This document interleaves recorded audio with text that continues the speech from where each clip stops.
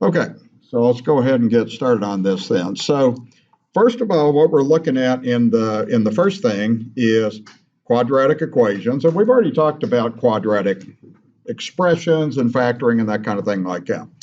Okay, so from your background, the first thing you got to know is what a quadratic equation looks like, okay? So you want to write this down. Here's the form. The form is ax to the second plus bx plus c is equal to 0. Okay, that's what we call the standard form of a quadratic equation. And these numbers a, b, and c, those are just constants. When I say a constant, that's just a number, okay?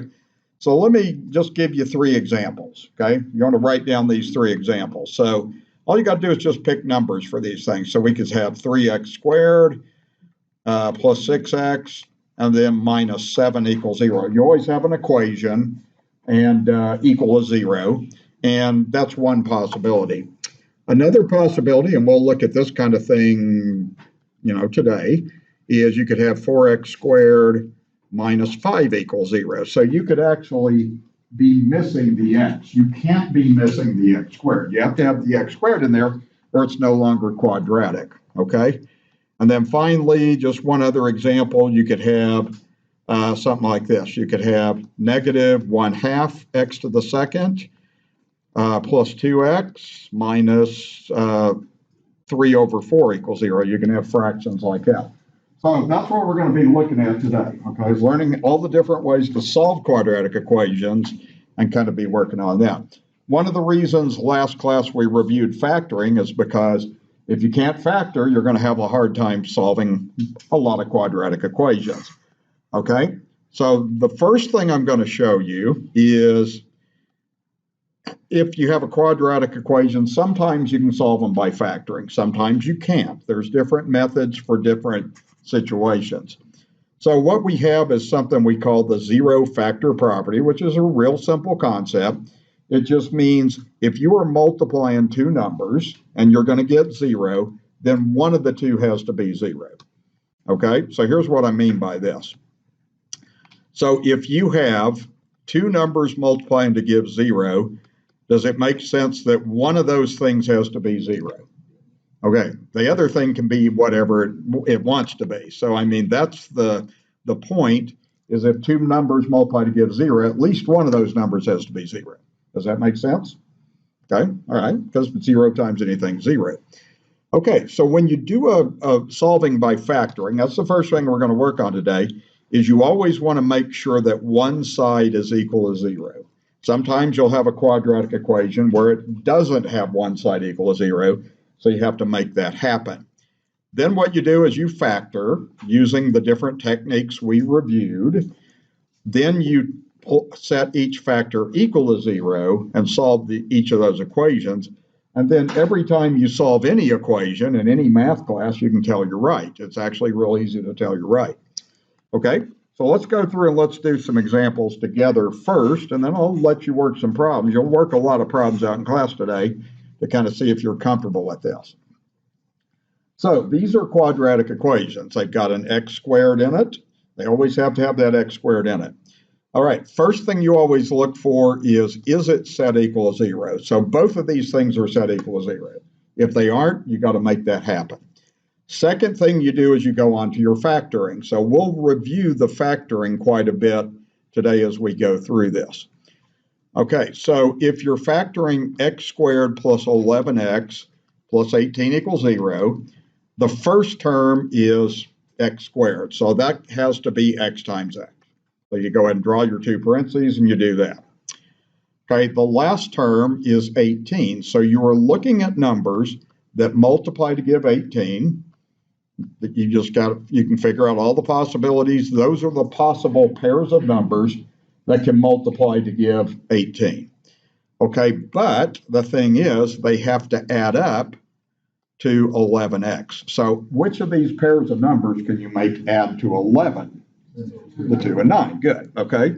So forget that, 2 and 9 is the right choice. And you don't have to write anything down. When you practice factoring, you just start doing it in your head, okay? And then the way that you make them add up is they both have to be positive, okay? And it's good when you learn how to factor to always do this last check. That's 2x, 9x, 2x plus 9x is 11x. All you've ever got to do when you factor a trinomial is in your head, do a very quick check.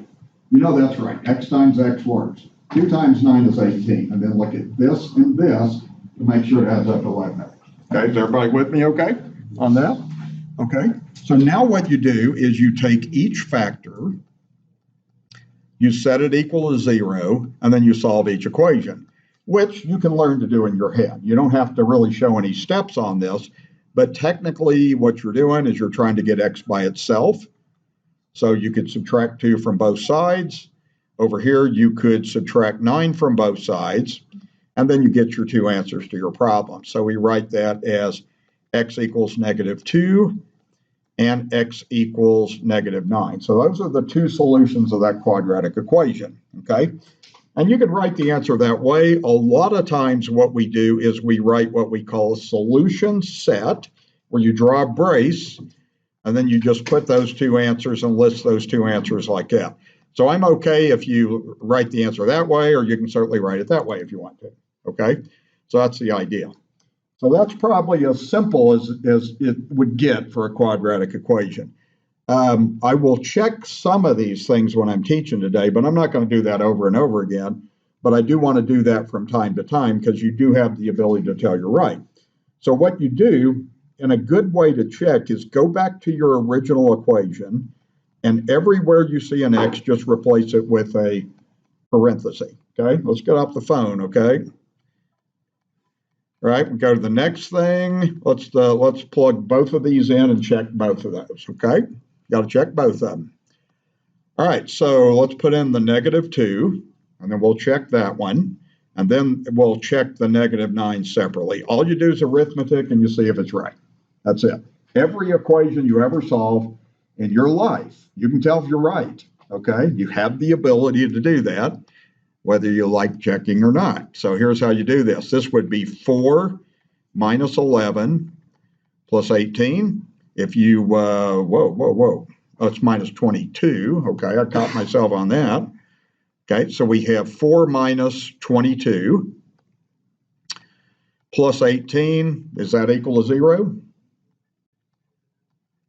Yeah, okay, that's 22 minus 22, so that worked, didn't it? So we know that's the right answer. Over here, you would have positive 81 minus 99 plus 18. And again, you could take your calculator if you wanted to and just work that out. That definitely checks, okay? So what you always do when you check your answer is you go all the way back to the beginning like that, okay? Any questions? Does that look okay? All right, okay, very good. Okay, let's do this next one, which is the same idea, just a little bit, just another factoring problem. So again, make sure that one side is equal to 0. So we definitely have that. So we can go ahead now and draw our 2 parentheses. So you can go ahead and do that. And you have x squared plus x minus 56 equals 0. The first term is easy. No, students never have any trouble with that. That's x and x. The last term is 56, and you don't have to write all these numbers out. You only have to do that if you can't figure out the combination. So I kind of look at this. 1 and 56, is that the right one? No, because you're trying to make this add up to 1x. So forget that. You could go to 2 and 28, and you don't have to know all that in your head. You could use your calculator. Is that the right one? No. What is the right one? 7 and 8, good. So sometimes it'll come right to you. 7 and 8 are 1 apart. So you have a 7 and you have an 8 there. And then what you're trying to do is you're trying to figure out how the 7x and how the 8x can come together to make 1x. So how do you make that happen? Okay, -7 plus 8, good, okay? So that's your factoring right there. Okay, and again, when you factor something, I see students all the time waste a lot of time when they're working problems out because they factor wrong, then they go ahead and solve a problem, then they put it in web work, they're wrong, they get frustrated. Don't ever do that. Just do this real quick in your head. You know that's right. You know -7 times 8 is right. And then just look at this. -7 plus 8 is x. You can do that in your head. You just check those 4 things, all right? And then you know you're right. Then you're going to get a right answer, okay? All right, so the next thing you do is you do x minus 7 equals 0, and you do x plus 8 equals 0. Now, when you get down to that point, it's fine to do it in your head. What's the answer to this equation? What does x have to be? 7, right? How about this one? -8. So you could add 7 to both sides. You could subtract 8 from both sides, but there's not a thing wrong with doing it in your head, okay? So this one is just x equals 7. This one is x equals -8, okay? So again, you could write your answer, just write both answers out like that, or you could put a solution set, like you just use braces. It doesn't matter which order you put those in. I don't care about that. So, so that's your answer to your problem. Okay, and I won't check this because it's the same as the last one I did, but does everybody understand how you could check it? Okay, I do want to remind you of this too also. You can really go through and even do this on a calculator real quick. I mean, you could go like this. You could go parentheses -8 to the second. I'm just plugging it into the function, plus -8, and then minus 56. I mean, you can just go directly to your calculator and put everything in, and it gives you 0. Okay, that doesn't take any time to do it that way. So if you're ever on web work or doing homework and you're not getting the right answer, check your answer, and check your answer to make sure that you're doing that right. Okay, let's move to the next stage here. Okay, I'm going to do a couple more problems, and then I'll let you work on a little bit and see if you can put this together okay. Okay, so first of all, on this one, you got to make sure one side's equal to 0. So that's good. Now we go to factoring. So what students a lot of times do is they always want to draw 2 parentheses. Okay, you don't always do that. The first thing you look for is what we call a common factor. So you don't want to draw 2 parentheses on this. What you want to look at is these 2 things right here and see if they have a common factor. Now, there is no number that goes into 8 and 11 other than 1, but there is an x in both places, isn't there? So what you do is if there's a variable in every location, you take the one out with the lowest exponent, and that's a first power. So what you want to do is you want to take x out, then just draw 1 parenthesis, like that, okay? Always take the one with the lowest exponent out. That's taking a common factor out, okay? Now you need to fill in what goes inside here. There's 2 ways to do that. You can do that mentally. If you want to, you can take that original problem and just divide each piece by x, okay, like that. And if you do that, what is 11x squared over x? What is that? 11x. And then what's minus 8x over x? Just 8, because the x's cancel out. Good. Okay. Then, again, on a problem like that, well, you can tell you're right. Okay. Every time you factor something, tell you're right. X times 11x checks. X times -8 checks, right? Okay. So now what you do is you have 2 factors, and you just set these 2 factors equal to 0, and then you got your 2 answers to your problem. Okay. So we would have x equals 0, set that to 0, and then set 11x minus 8 equals 0 as well. Okay. All right. So this is already an answer. Okay. That is one of the answers to the problem. And then this one, it's okay if you can do this in your head. You could add 8 to both sides. Then you would get 11x equals 8. And then divide by 11. So you would end up getting x equals 8 over 11. Okay. So the thing on this is too, if you have a fraction, you can check fractions too. Now I'm just going to do this on my calculator. I'm going to set this up.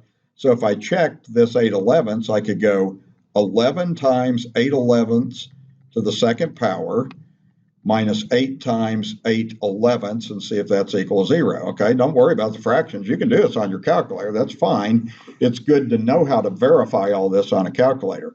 So I could go 11 parentheses 8 over 11, just kind of putting the division symbol, to the second power, minus 8 parentheses 8 over 11, and look what happens. Okay, you get 0. Well, I put too many things in there, didn't I? If I did it right, it would have put a 0 in there, okay? So the point is, I just put 8 over 111, okay? Sometimes when I do use this pen, it comes out puts one too many things out. Okay, everybody understand how you could do that on the calculator? Okay, all right, so don't worry about fractions too. I mean, your calculator is a great way to check and verify your answers, okay? Okay, next one. Okay, so this one's different. What is different about this problem versus the other three I did? It's not equal to 0, right? So what you can do is you can move things, and this is something you want to learn how to do if you're not already comfortable at doing this. You could either subtract 16 from both sides, or when you move something to the other side of the equation, its sign changes.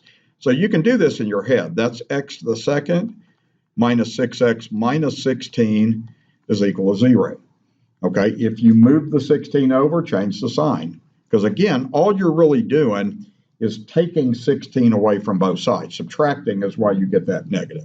Okay, so then what you would do is we would go ahead and we would just factor this then. Okay, so you could go ahead now and draw your two parentheses. Okay, we know we have the x and x. Okay, if we're looking at the 16, the possibilities are 1 times 16, 2 times 8, or 4 times 4. Which one's the right possibility? 2 and 8, because you can make 2 and 8 add up to that -6, right? Okay, all right, so we have this. Just put the 2 and 8 in there, and then you figure out the signs. You can do that in your head, or you can do this visual. This is just kind of the way I'm used to teaching that. I always tell students to do the signs the very last thing, okay? So how do you make 2 and 8 add up to -6? There you go, plus 2 minus 8. There you go, now you have it, okay? Now, at this stage, you can get the answer in your head, okay? So what are the two answers?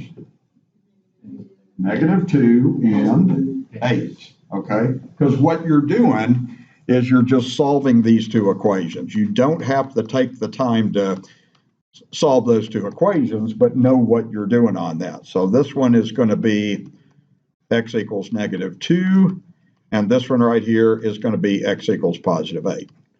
Okay, and if you were checking the answer to this, you would just go back to the beginning, plug the numbers in, and you could verify that on the calculator if you wanted to. Okay, all right, any questions? Okay, so we went over factoring last time, kind of at the end of the class. This is one of the reasons why factoring will show up in a lot of different places in a college algebra class. It shows up in my calculus class all the time. So I'm going to let you all work on the next 4 problems. I'll walk around and give you some help and just kind of see how you're doing. You can pair up if you want to. So if you're sitting next to each other and you want to pair up and kind of work problems together, you can, or you can just work them yourself. Checking, I don't care that you check them. I just want you to know how to do that. You might want to pick a problem and check an answer on one of them, at least so that you know how to do that. All right, so go ahead and start on those, and I'll come around and see how you're doing.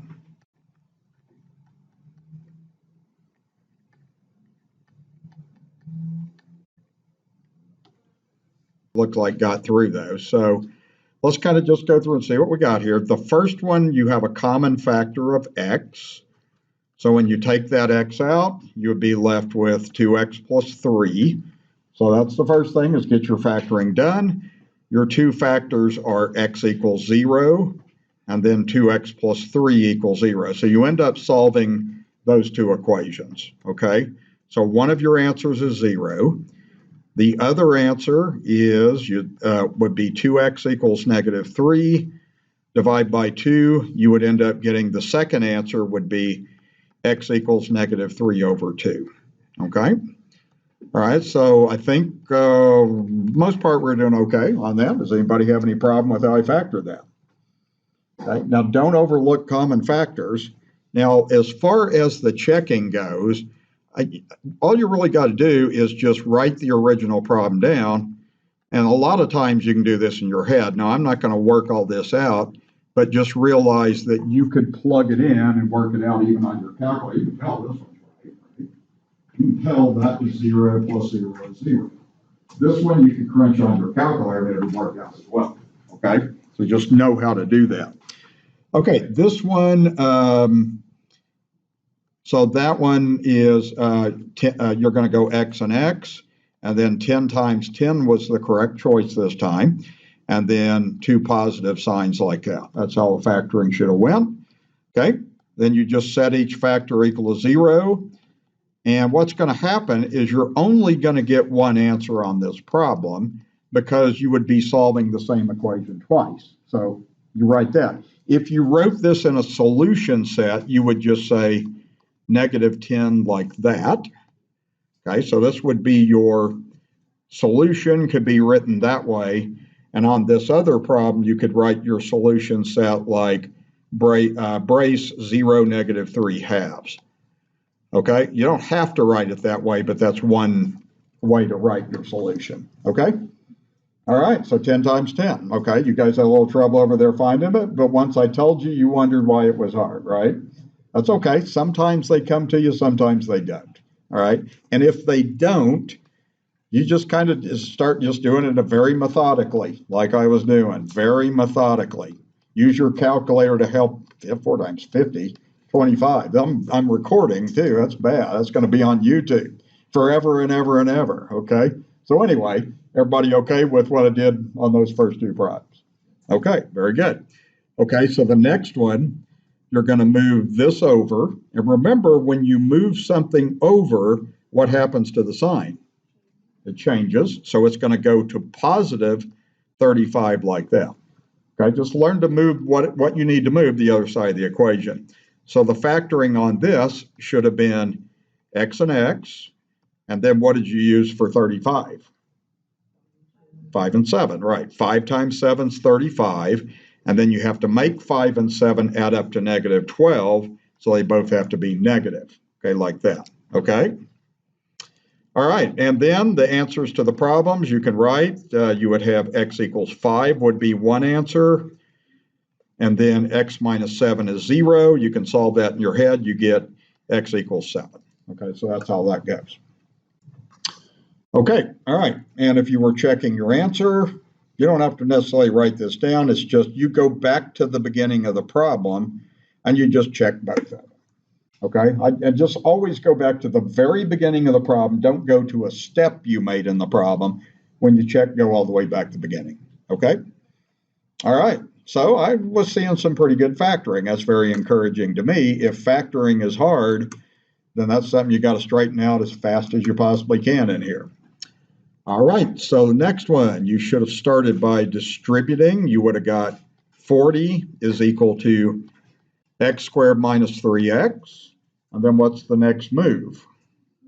Move that thing the other side, good.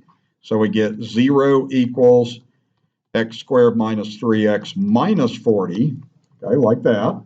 Doesn't matter what side the zero's on. That doesn't make any difference. So this one would have factored as x and x. And what are the 2 numbers that multiply to give 40 that add up to 3 on this? What? 5 and 8. Thank you. Good. So that's 5 and 8. All right. And got to get the signs right. That would be 5x. This would be 8x. If you're going to get those to add up correctly, you would have to have a plus 5 and a minus 8. Okay, like that. Okay? Now, learn to do this in your head. What's the answer to that equation? -5. What's the answer to that equation? Positive 8. So just do that in your head if you want to. Okay? Right? And then the solution set on this, I'll just write this as -5, 8, like that. Okay? All right. And then checking, I'm not going to really do anything with that. You would just go back to the beginning and one at a time put them in. Sometimes you can even check in your head if you want to. Okay, so I think we did a pretty good job. Any questions about anything? Okay, because we're going to look at all the different methods there are. There's about 4 different methods that we'll look at. Okay, on the next page, now the factoring on this is a little different. It's still the same thing, okay, but the factoring is a little bit different. So still you're going to make sure that one side is equal to 0, like it is on the first 3 problems. But this problem right here, we didn't have time to review last time, but I'm going to go ahead and review it now. So what you have, this is called a difference of 2 squares. And it's actually the easiest kind of factoring problem there is, really. Okay, and what I mean by a difference of two squares is you have two terms that are being subtracted. Difference means being subtracted. Okay, let me ask this question. Do you know what I mean when I say perfect square? Do you know what that is? What do I mean by a perfect square? I'm not talking about a person. I'm talking about a number. I'm not talking about a guy that's a square. So what is it? Go ahead. Yeah, 6 times 6, 36. 36 is a perfect square, okay? Another example, 25. Why? Because 5 times 5, okay? So perfect squares would be stuff like 1, 4, 9, 16. It's good to memorize as many as you can, but you can always create the list. All I do is I just do 1 times 1, 2 times 2, 9 times, not 9 times 9, 3 times 3, and so forth. So what's the next perfect square? 36, then 7 times 7 is 49, and so forth. So what happens when you do a difference of two squares, the factoring goes like this. The first term is just x and x like it's always been, but then the last term, you're not going to worry about all the combinations. You're just going to use 6 times 6. And what happens is there is no middle term. There's none of that middle term you have to do. So what happens is that inside term from FOIL is 6x. That's 6x. You want to end up with no middle term. So how do you make 6 and 6 cancel? One's positive, one's negative. So that's how you factor a difference of two squares. And it's actually real easy. It's just x and x. 6 times 6 gives 36. One has to be plus and one has to be minus. So that's how you end up putting that together. Okay? So the way you would finish this problem is you would do this. You're going to have x and x, 6 and 6, and then a plus and minus like that would be what you do to get your answer then. That's how the factoring goes. Okay, now you can write your answer if you want to in your head. So what are the two answers after you solve these two equations? -6 and +6, okay? So I'm just going to write the solution set as -6 and 6. Those are the two answers to that problem. Okay, so if you can do your factoring, it's just like the last set of problems I have you do. If you factor, fine, you're going to get the answers without any trouble. Okay, all right, are we good? Okay, all right, now let me just ask this question on the next one. Okay, is 9 a perfect square? Yes, because it's 3 times 3. Is 49 a perfect square? 7 times 7. Is there a difference, a subtraction symbol in the middle? Yes, that means this is a difference of two squares problem. So it's real simple to factor it. All you do is the first term is going to be 3y times 3y. The last term is going to be 7 times 7. And then the signs are always plus and minus. And the reason is simple. You got to understand why we do what we do. That would be 21y and -21y, so they cancel. You do not have a middle term. You don't have three terms on a trinomial. Does that make sense? Yes. Okay. All right. So now you get the answer, which you can learn to do in your head. I'm just going to do this. I'm going to write down the two equations we're solving. And you can do it like this. Instead of showing the step that you're subtracting 7, you can move the 7 over there to get 3y equals -7, then divide by 3, and that would give one of your answers is going to be on this -7/3. Okay. Same thing happens on the other one. If you want to just move the 7 to the other side, you're going to get 3y equals 7. Then if you divide both sides by 3, you're going to get the other answer, which is +7/3 like that. Okay, so that's how you do that. But if you recognize how to factor a difference of two squares, that's the simplest factoring problem that you're going to encounter. Okay? Any questions? Everybody understand what's going on? Okay. All right. Now the next one is the factoring that's harder for students. This last one, our C and D, are going to have what I would call kind of the trial and error factoring. So this, you're looking at the problem 2x squared plus 13x plus 15 equals 0. Okay. Now the first term is 2x. 2x squared. So the only possibility is 2x times x. Okay, you're just going to try things on this. The last term is 15, so there's only two possible things. There's 1 and 15, and if that doesn't work, there's 3 times 5. Okay, so if you're going to do this, what happens is it's not as simple as finding two numbers that multiply to give 15 that add to 13. Once you put a number in front of x squared, it changes. The whole thing changes. So you have to trial and error. All right, and the other thing is you really kind of struggle to do this problem in your head. So this is what I'm going to do.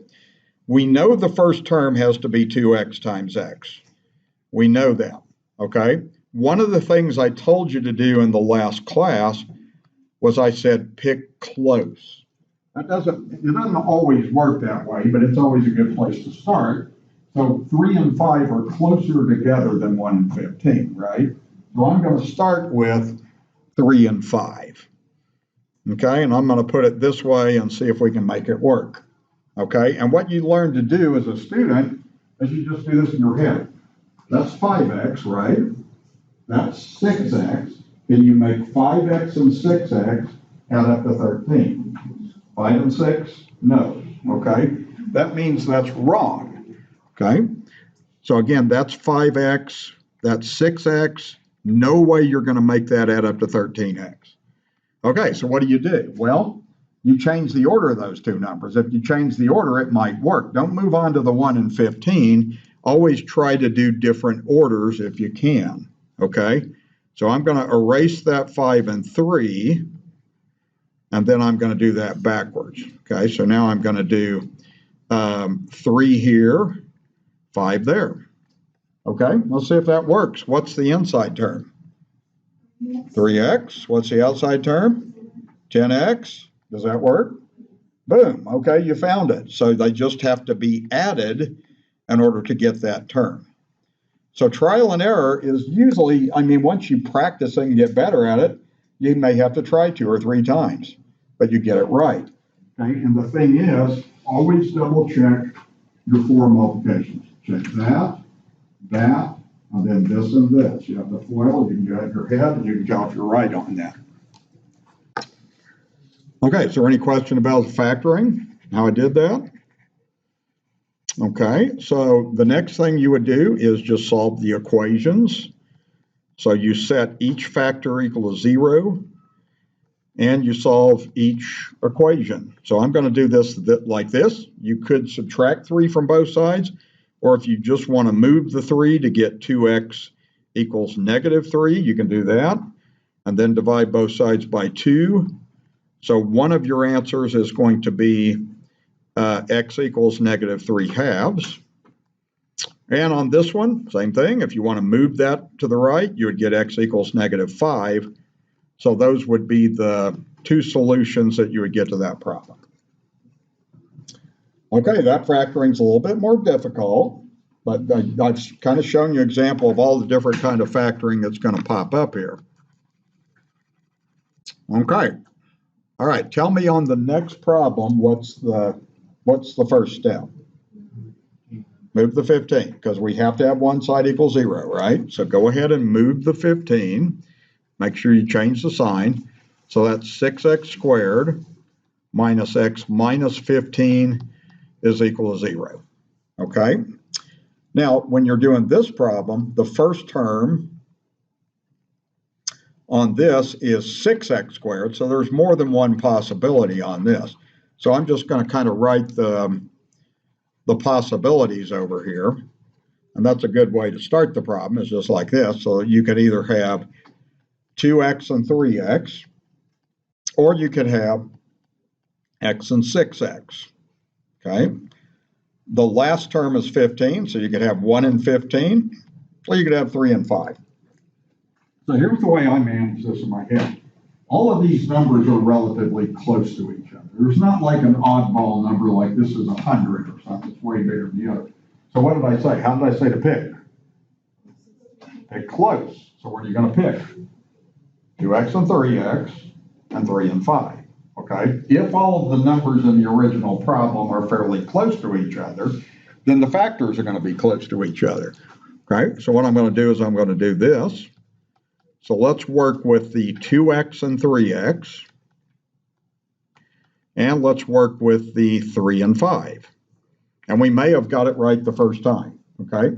And again, when you do this, you can't do this in your head. You have to write something on your paper. I can always tell, like on homework, if a student is doing this because there's a lot of eraser marks on their paper, all right? If somebody gets it clean like that, it either means you did scratch paper and did it or you're just lucky, okay? But over in time, you get better at this anyway. All right, so what's this inner term? 9x. What's this outer term? 10x. What are you wanting that to add up to? Negative 1x, that middle term. So how do you make 9 and 10 add up to negative 1? There you go, plus 9 minus 10. 9 minus 10 is negative 1. So the signs go like this. The 3 has to be positive in order to get positive 9, and then the 5 has to be negative like that. Okay, so that is how your factoring is going to go. Okay, and from here, then you get your two answers. All right, so you got 2x plus 3 is 0, 3x minus 5 is 0, and then you can solve these. You can solve these in your head too if you want to. You can move the 3 to get 2x equals negative 3, divide by 2, and you get negative 3/2 would be one answer. And over here, you can move the 5 to get 3x equals 5, then divide by 3 to get 5/3. Okay, so on this problem, your solution set would be negative 3 over 2, and then 5/3 like that. Okay, so the methodology is always the same. On every problem I've done, one side equals 0, and then it simply is a matter of how well you can factor. If you factor, you'll have no problem at all doing any of these problems if you have that skill down. Okay? Any problems? Okay, well, let's do some problems, and we'll take a break after we go over this next set of problems. So let's do just these 3 at the bottom. Let's see how we do. I always want you guys to do some work in class. You don't learn by watching me. That only starts you on the task, right? You got to do it yourself, okay?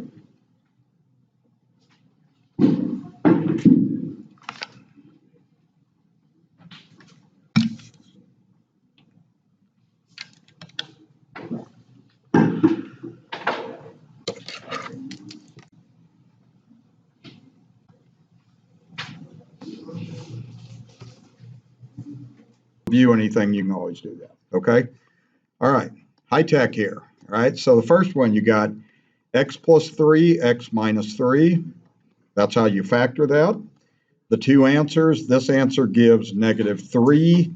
This answer gives positive 3. So your solution set is negative 3 and 3, okay?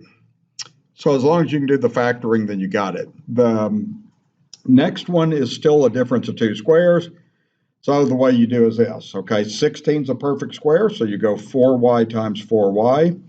25 is a perfect square, so you go 5 times 5.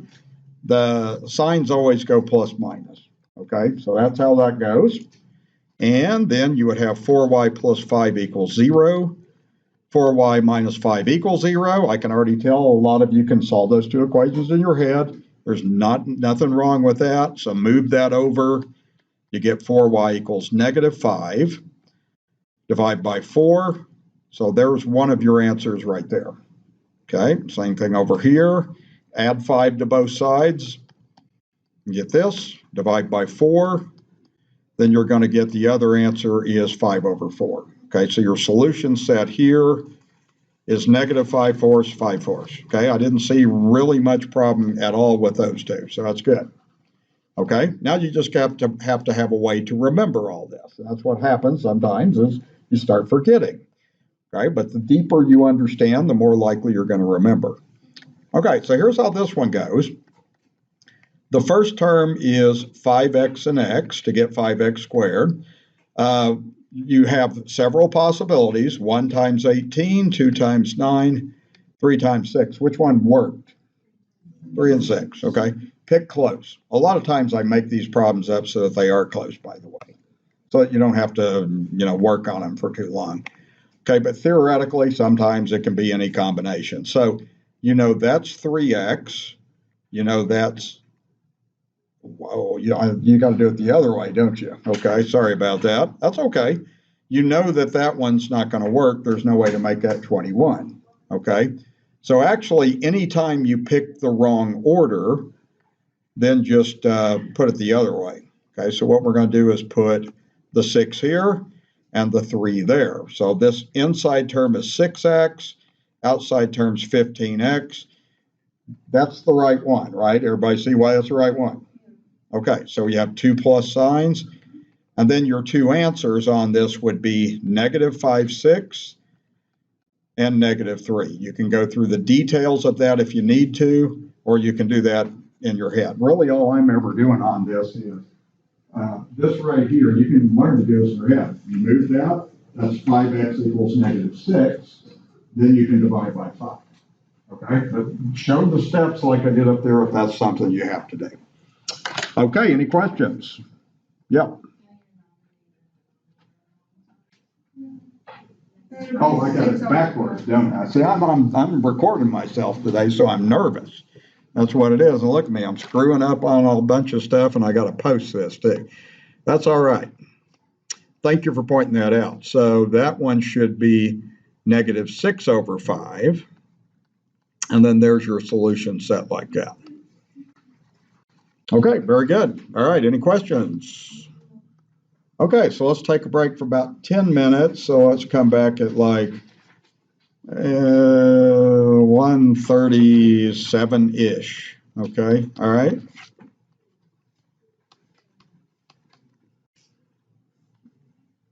On to this second method here.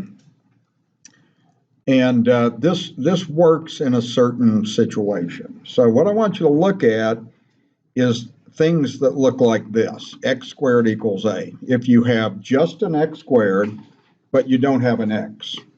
Okay, what we're going to look at is equations that look like this. You're going to have something times x squared equals a number or something like that. So it turns out, you know, you could, if you, like on this first one, if you moved the 11 to the other side and got 11x squared minus 11 equals 0, it wouldn't factor. That polynomial wouldn't factor. But there's an easier way to do these kind of problems. So what you do is you just take the square root of both sides of the equation. The key thing that you have to know is a square root always undoes a square. So for instance, the square root of 4 is the same as the square root of 2 to the second, right? Because 2 to the second is 4, but we know the square root of 4 is 2. So anytime you do a square root of something to the second, it just removes the second power. It's always that way, okay? So what we would do if you had an equation like x squared equals 9, the first thing I'm going to ask is, can you do this in your head? What number do you square that gives 9? 3, but there's another answer. What else do you square that gives 9? What else do you multiply by itself that gives 9? -3, right. So there's two answers to that problem. There's 3 and -3. So what you're going to be getting on this is you're going to get two answers on these problems. So you know that -3 to the second is 9, and you also know that 3 to the second is 9. Okay, so the solution set to this problem just in your head is going to be, it's going to be that then.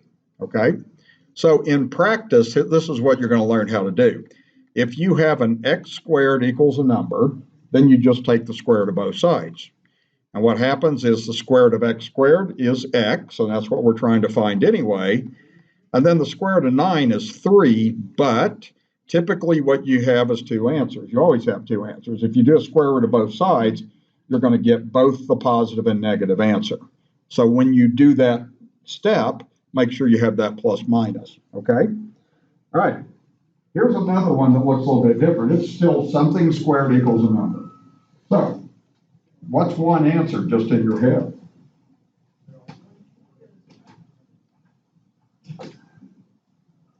Be brave. It may not jump out at you at the beginning.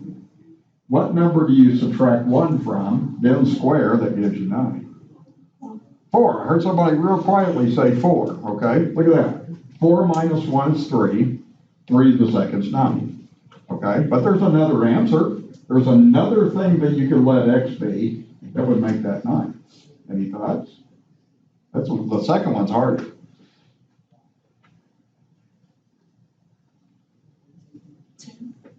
Negative 2 would be negative 2, right? Negative 2 minus 1 is negative 3. Negative 3 to the second is 9. Okay, now it's okay if you can't do them in your head. That really is okay, but it's not a bad idea sometimes to see that you can. So the way that you would solve this problem is like this. You basically just go through, take the square root of both sides, like this. Okay, and then what that's going to do is the left side's going to be x minus 1. We know the square root of 9 is 3, but we'll put a plus minus there like that. Okay, then kind of what we've been working on today, if you want to get x by itself, all you got to do is move the 1 to the other side, so you get x equals 1 plus or minus 3. And when you do this, it's a good habit to put that there. You could do plus minus 3 plus 1, but it's much better to do it this way. And then you can work out the two answers. You can do 1 plus 3 gives 4, and then you can do 1 minus 3 gives negative 2. So those are the two answers to that problem. So your solution set is negative 2, 4. Okay, and that's what we're going to be looking at, is just something squared equals a number. We called square root property just means we do square root of both sides. Okay, any questions so far? Okay, so this only works for a certain situation, and there's a few things that are going to pop up here. Okay, on the next one, if we go down here, first of all, can you do this one in your head? I know you guys can now. Yep. 10 times 10, I'm not picking on you or anything, so don't hold that against me. So you know 10 to the second is 10, negative 10 to the second is also 100, okay? So what you can do is just take the square root of both sides. And when you do that, you'll get an answer pretty quickly on this one. So we just do square root of both sides. And that will give x equals 10, but there's plus minus answers to that problem, okay? So you can write your solution set. You just list them out as negative 10, comma 10, like that. That's how you would write the solution set. There's nothing wrong with just giving me the answer plus or minus 10. That's acceptable. That's just a shortcut for the two answers, okay? And then this one is relatively easy to check. I mean, you did this in your head anyway. It's just you do 10 to the second, you're going to get 100. And if you do negative 10 to the second, you're also going to get 100. So don't forget that, like any of these problems, you can plug the answers in one at a time and see if they're right, okay? So the next one is harder, to do in your head. You have to really know the technique to figure this one out. So the idea is you just do the square root of both sides. So we just start by doing that. And then we know the left side is going to be y. And then we have, don't forget to put the plus or minus square root of 8. That actually is the answer to the problem.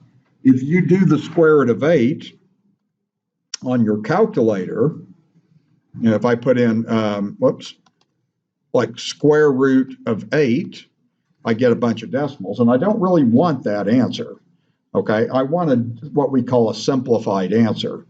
So we don't need to go there. What we're going to do is we're going to do something with perfect squares. So what I put on your handout is I just gave you a bunch of perfect squares here. You look at that 8, and which of these perfect squares evenly divides into 8? One of these numbers right here. 4 does, right? 4 goes into 8 2 times. So what you do is you write this like this. You write this as the square root of 4 times the square root of 2. Okay? You have to do that first. 4 times 2 is 8, but what is the square root of 4? 2, so you write your answer as plus or minus 2 times the square root of 2. That's the correct way to simplify a radical. I'll do a couple more just to kind of get you going on that. Solution set would be negative 2 times the square root of 2, and then 2 times the square root of 2 like that. Okay, so that's how you would put that together. Okay, now that may be something you've seen before. I don't know. Maybe you haven't seen it in a long time. Maybe you've never seen it. I don't know. But let me show you a couple of things here, a couple of examples. Okay, so if you have something like the square root of 54, look at these numbers right here. Which one of those perfect squares evenly divides into 54? Which one of these? 1, 4, 9, 16. Which one divides into 54? 9. 9 does, good. Okay, so what you would have is this one could be written as square root of 9 times square root of 6, but the square root of 9 is 3. So that's how you would write that. That would be simplifying that radical. Okay, all right, let me change this one. I don't like that one. Let's do 75. Okay, which one of these perfect squares evenly divides into 75? 25. So on this one, you would say square root of 25 times square root of 3. So you would get 5 times the square root of 3. Okay, now that's something that's going to pop up in this section a lot. You have to simplify things. The only other thing that can happen is you might have, if you had like the square root of 11, there isn't anything you can do with the square root of 11 because none of these perfect squares evenly divide into 11. So that's done. That's already simplified. But if you have something that has a perfect square factor, you can take it that one step further. Okay? Is there any question on that? Okay, you got to know how to do that well. So it's helpful to know perfect squares. And even if you're doing your homework, it's not a bad idea to have those perfect squares written down. Yeah.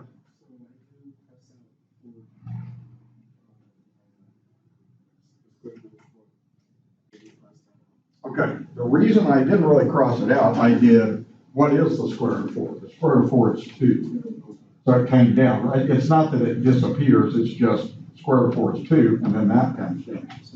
Yes. Yeah, and I was doing the same thing here, like square root of 9 became 3. Over here, square root of 25 became 5. Okay, so that's what I was doing. Okay, let's go to the next two problems and show you how these work now. Okay, so the first thing you have to do on this is you have to isolate the x squared. So you have 3x squared is equal to 12. So the first thing you got to do is the x squared has to be by itself.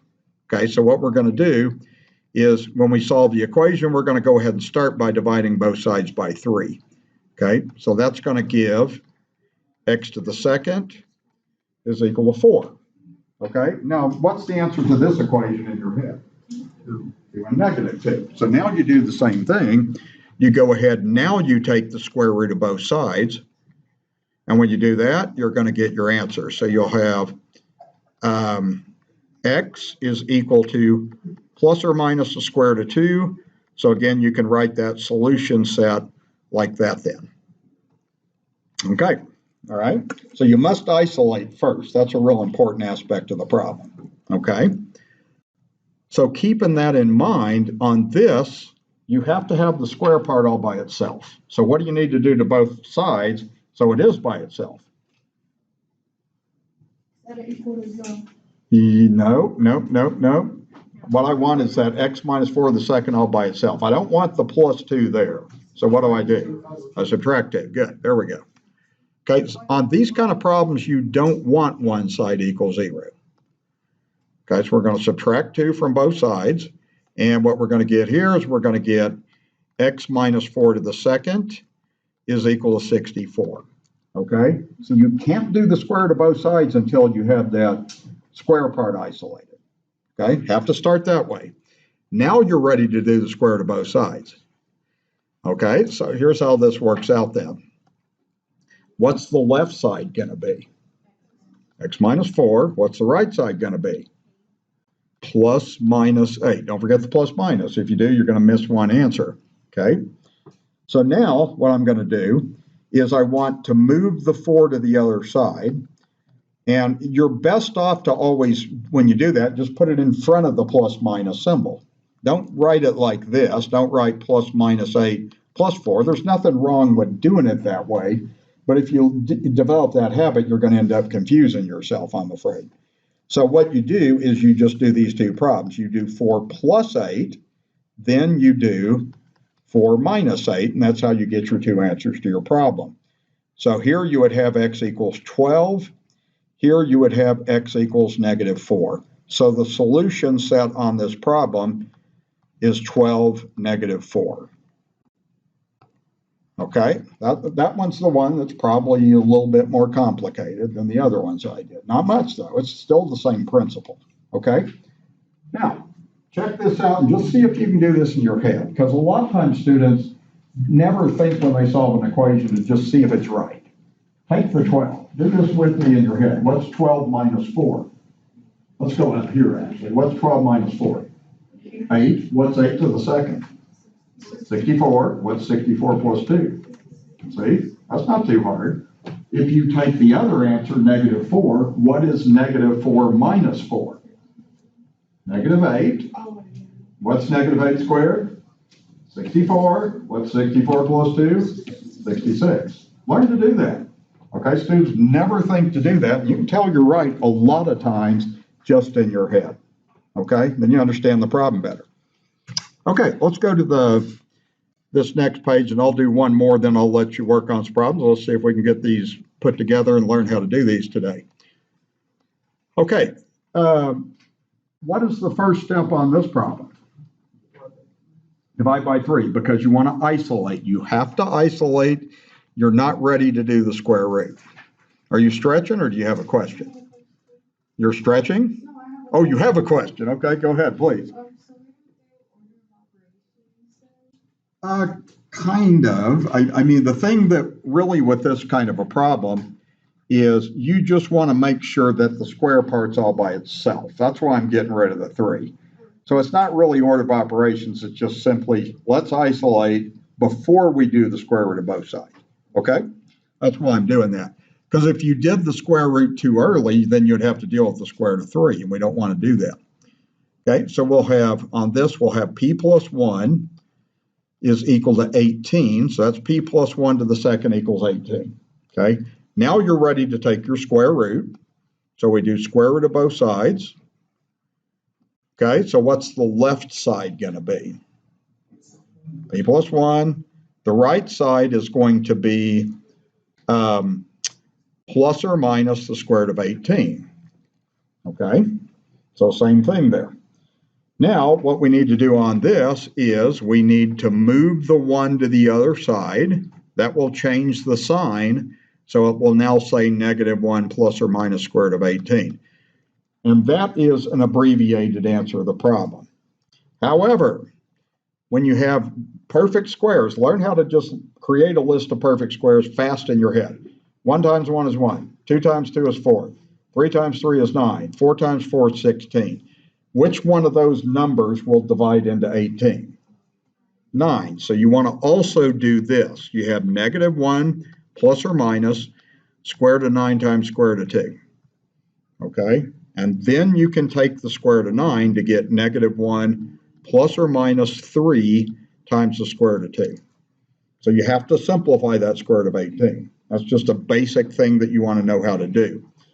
Your solution set, you write it as negative 1 minus 3 times the square root of 2 and negative 1 plus the square root of 3 times. What the heck, why did it do that? I got some thing on there that's automatically doing something I don't want it to do. So this would be the 2 answers to the problem right there, and you can't really do anything else with that. The reason you stop there is you can't add a radical to a number. Those are like unlike terms. That's like putting an x and y together. They're not the same, so you have to leave it that way. Okay? So it would be wrong to say like 2 radical 2. You can't put those numbers together there because you'd be violating order of operations. You don't add before you multiply. So you leave it alone because you can't add a radical to a number. Okay? That's how that gets put together. Okay, any question on that? Okay, well, let's do some problems. Let's do these 4 problems here. Then we'll go to the next method. We got 2 more methods to do after this that we need to learn today.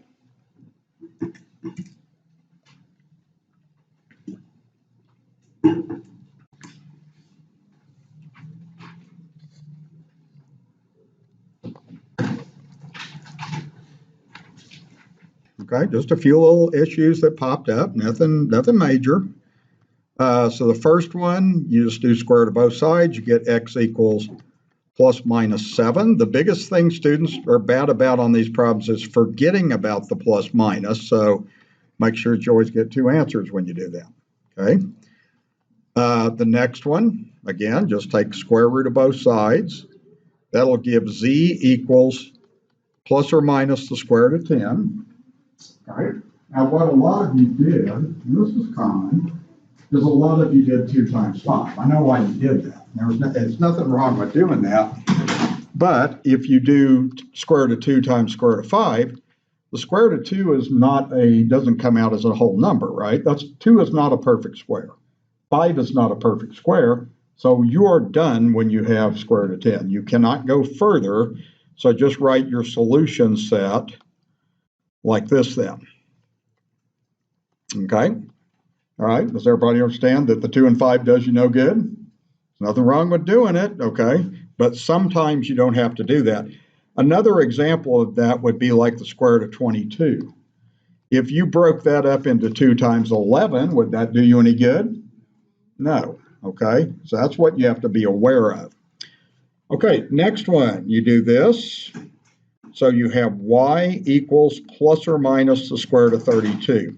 So let me show you 2 approaches on this because some of you did it different ways. So what I saw some of you do is you broke it up into 4 times 8. And that would give you 2 times the square root of 8. But 8 is not done because 8 can be further broken up into 4 times 2. Okay, so you could take it further there. Now the square root of 4 is 2, so you get 2 times 2 root 2. So you get 4 root 2. You should have got as your answer plus or minus 4 root 2. Now, there isn't anything wrong with doing it that way. I think that's what a lot of you, the number that came to you was 4.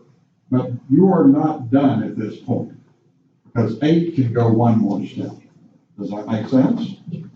Okay. Well, the other way to do it, and you get better at this, when you practice it, is just break it down into square root of 16 times square root of 2. That's what I do. You try to find the biggest perfect square, so you end up getting plus or minus 4 root 2. So your solution set on this is negative 4 root 2, and then 4 root 2 like that. Okay, that's as far as you want to take that. All right, so that's how it goes. All right, any issue with that? Okay. All right, what's the first thing you have to accomplish on the next problem? You got to isolate the radical, so you need that, and you have to do this in the right order. You have to do the plus 1 first, so that will give you 2 times x minus 4 to the second is equal to 18. Okay, you can't have that 2 in front. You're not ready to do a square root yet, so your next step is you got to do this. So divide both sides by 2, and that's going to give x minus 4 to the second equals 9. And then you're ready to do the square root. You're always isolating. If you forget to isolate, you're not going to get anywhere on the problem. So now do the square root. That's going to give you x minus 4 equals plus or minus the square root of 3. Okay? Now, some of you had to help you with the last step on this. So you don't want the 4 on that side, so you can bring it over to get x equals 4 plus or minus 3. And don't stop there because you can do this, right? 4 plus 3 is 7.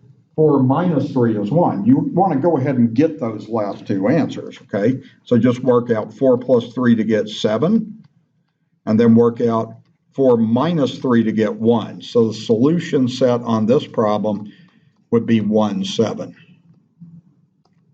Okay? So when you do that last step right there, like I said, bring that in front of the plus minus, then just work it out. Okay, does that make sense?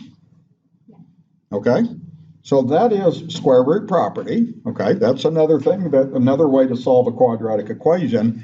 But what you're looking for is this kind of structure. Something squared equals a number, or something in parentheses squared equals a number. When you spot that, then you can do it this way. And because all of these problems right here, probably other than number 1, would not factor anyway. Okay, so you have to have a different strategy to do that. Any questions about what you just did? Okay, did a good job. Okay, let's go to the next thing here. All right, let's put all the laptops. Still got laptops here. Close, close, close, please. So we have completing the square is going to be the next thing I'm going to look at. And we learned this technique because of things we are going to learn later in the class. But also we'll do the quadratic formula, and that's where the quadratic formula comes from. I won't read these directions to you. This is for you. If you're asked to solve an equation by completing the square, that's literally what you have to go through and do. That's just there for you. So let's go to the next page. I'm going to do 2 problems and let you do 2 problems, okay? So what's different about this is this, okay? The first step is you want to move the constant to the other side. You want it to look like this. You don't want one side equals 0. Okay, so that's what's different about this.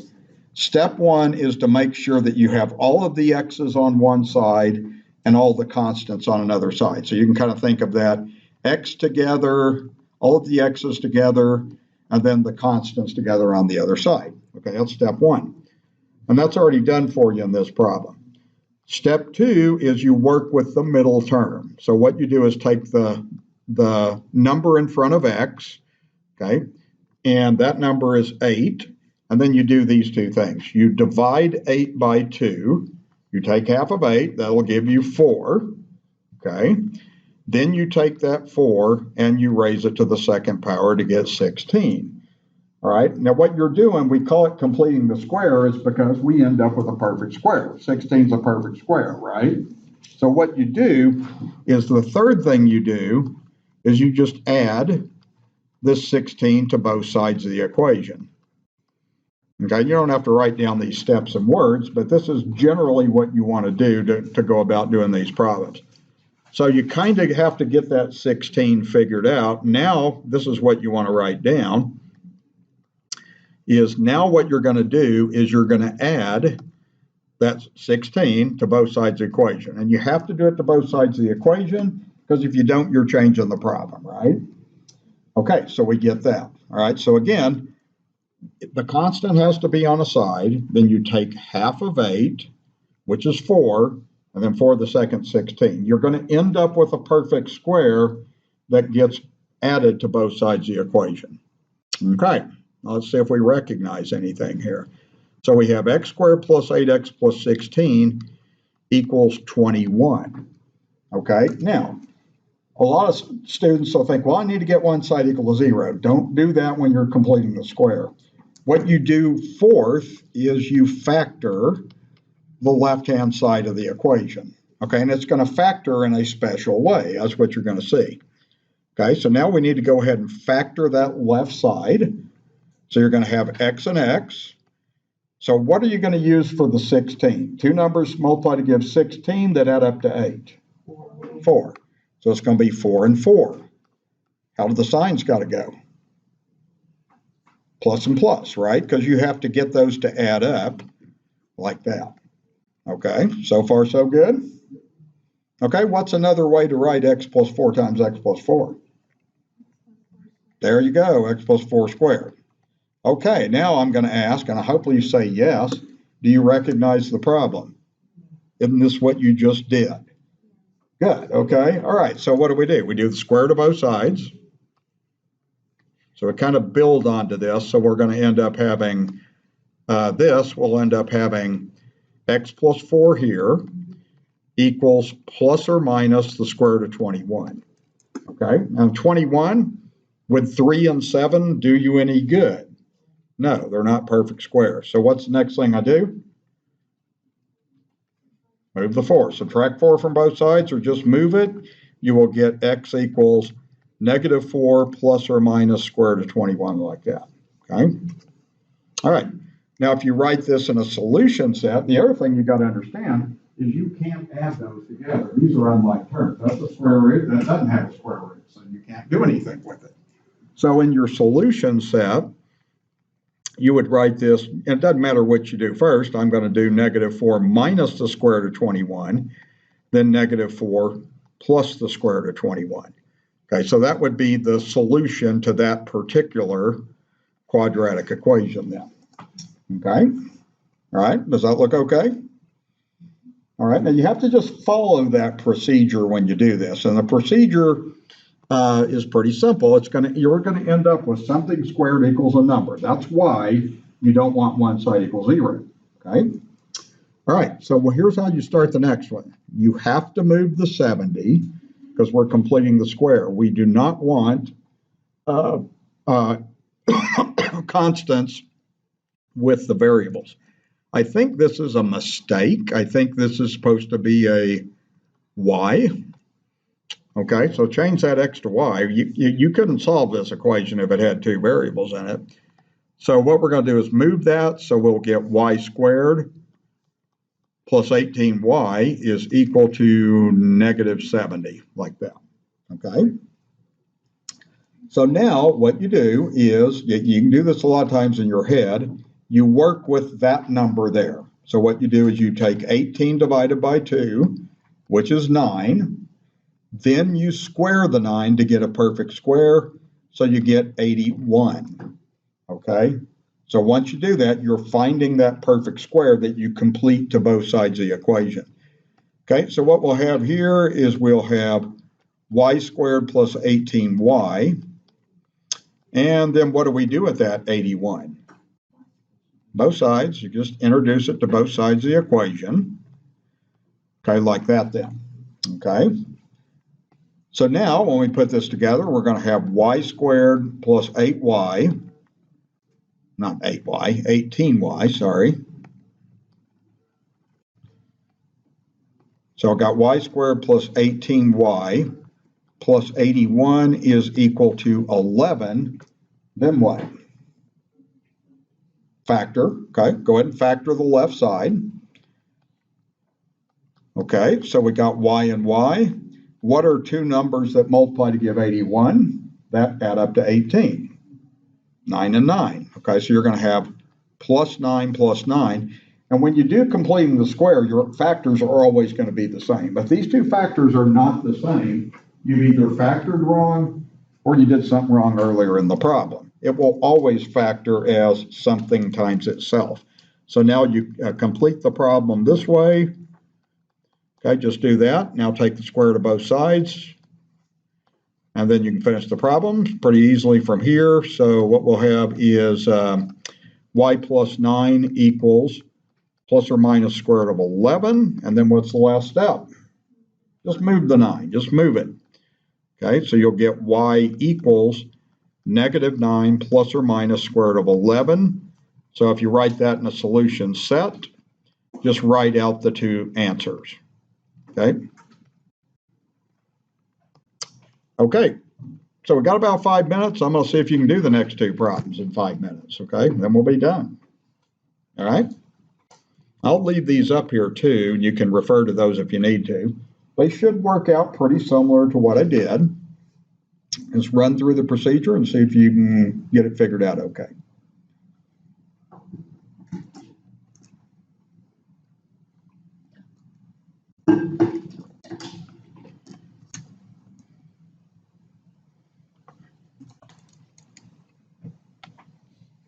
And get the recording on this. So this one you're going to take half of 10, which is 5. 5 to the second is 25. So this one you're going to do x squared plus 10x equals 11. You add the 25 to both sides of the equation. Okay, so that's the key thing you had to know. When you factor the left side, it will factor as x plus 5 equals 36. Okay, so that's how that'll go. So you write this as x plus 5 to the second equals 36. Okay, these problems always work out as something squared equals a number. Then if you got to that point, okay, then you'd be doing square root of both sides. And this would end up giving x plus 5 equals plus or minus 6. Okay, then when you move the 5, you get x equals -5 plus or minus 6. Now you don't stop there, you go ahead and work it out. So you'll get Negative 5 plus 6 is 1. That's one of your answers. And then negative 5 minus 6 is negative 11. How many people got those two answers? Okay, you got it. Anybody else? Sorry, we ran out of time, so you may not have had time to do that. Okay, all right. Okay, the next one didn't have whole numbers, but you're going to do this. First thing is move the 10. So you get z squared minus 4z equals 10. You work with the negative 4, so take half of negative 4 to get negative 2, and you square that to get positive 4. So you're always going to get a positive perfect square. It's got to be a positive number. Okay, so now what we're going to do is add that 4 to both sides. Okay, and then this one will finish up like this. All right, now what you have to understand is the factors are always going to be the same. We'll have z and z. We'll have minus 2, minus 2. And over here you'll get 14. Okay, so you end up with z minus 2 to the second is equal to 14. Then what do? Square root both sides. Okay, so we square root both sides. And that will end up giving me on this z minus 2 equals plus or minus square root of 14. And then the last thing is just move the 2 to the other side. So you get z equals 2 plus or minus square root of 14. Now you can write the answer this way. That's okay to write the answer that way. If you write it in a solution set, you just write it like this. Okay, I know I did those fast, but work on them, practice them. You'll be okay. Just follow the directions of what I outlined and you'll do them fine. Okay. All right, have a great Labor Day weekend. Don't forget to do homework. You don't turn that in until like when you take the notes. So that thing right there, I probably won't even take this thing out. What I will do in your first test is I will take this, the college algebra.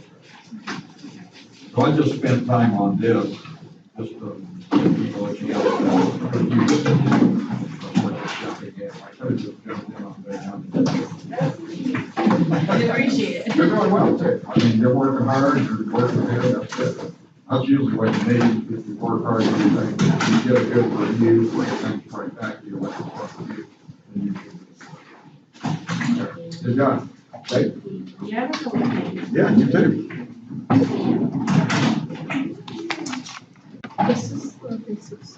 Okay, you got that done. Thank you.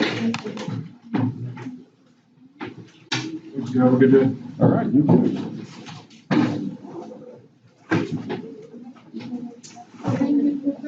You're welcome.